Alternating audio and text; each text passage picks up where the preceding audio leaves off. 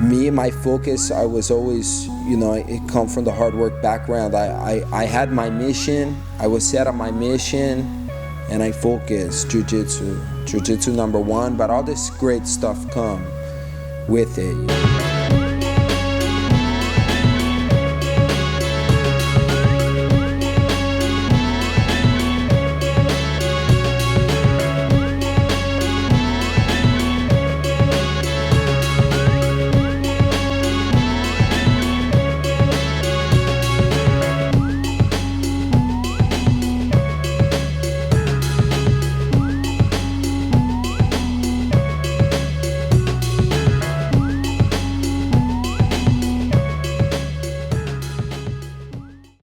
My roots are Carlson Gracie Jiu-Jitsu.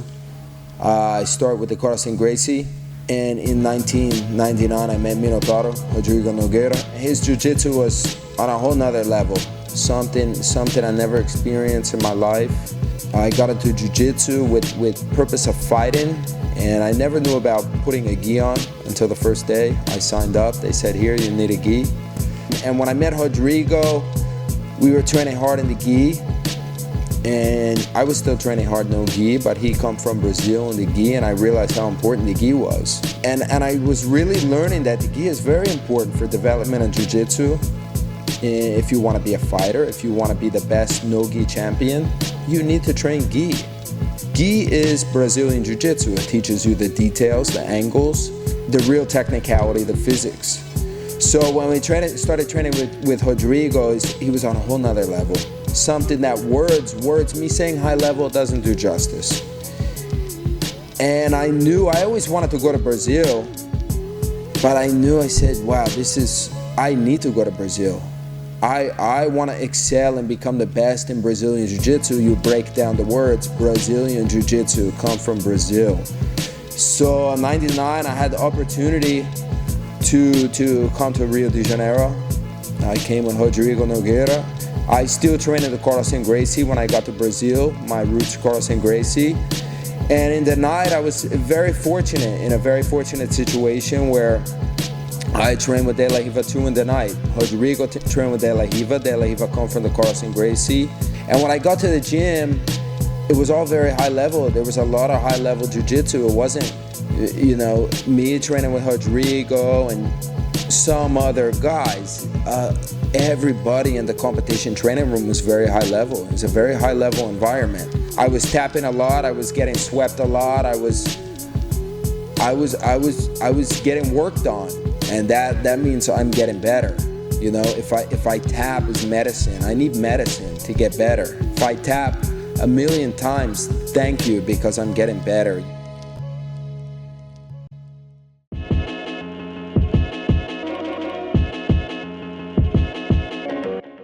What I did when I got to Rio de Janeiro, I immersed myself. I come from wrestling, my roots are wrestling and hard work. Wrestling teach me about hard work. And I know that the way to maximize any situation, if I really want to get great at Brazilian Jiu-Jitsu, I need to immerse myself. Everybody I train with in Brazil, I train with a lot of tough guys. I'm from a real tough bloodline in Jiu-Jitsu to say. You have a lot of very high-level professors. You have a lot of knowledge here. So I learned so much, not from one person. I had access to so many great people. When I was in the room at Brazilian top team, I remember some days I count 35 black belts. I was a brown belt, like Hungry Lion, really in a peak on just going up. Sky's the limit. I want to develop my jiu-jitsu. I know, well, he is very good. That guy's very good in open guard. He's open guard omoplata. I'm going to learn his open guard omoplata. I'm not going to him for close guard. I'm not going to him for half guard. I'm not going to him for passing. The way I see, if you see somebody with some great technique and they're applying on people and they're doing, and you don't ask them, they're not going to tell you. And you can say, oh, well, they never showed that to me. Well, you never asked them. You need to go and inquire and show interest in what they do. Hey, I like that, can you show me? That right there, if they say no, then okay, at least I try. You know, if you do not go for it, that is the failure. It goes back to the culture. People want to help. And I emphasize that. You know, I think it's very important to help and give. You know, and I emphasize I say so many times to my students, and help everybody.